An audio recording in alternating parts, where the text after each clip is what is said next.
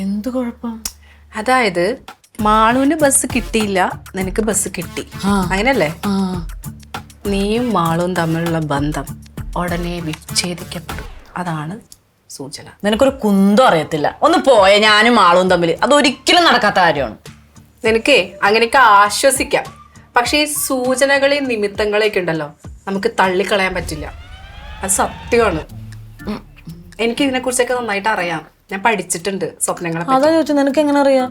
അതായത് ഈ dream interpretation എന്ന് പറഞ്ഞാണ്ട്, അതായത് ഫോർ എൻ എക്സാമ്പിൾ, നമുക്കിപ്പോൾ കുറേ കാശ് കിട്ടിയെന്ന് വിചാരിക്കേ, നമ്മള് കൊടിയ ദാരിദ്ര്യത്തിലേക്ക് പോകുന്നു എന്നാണ് അതിന്റെ സൂചന.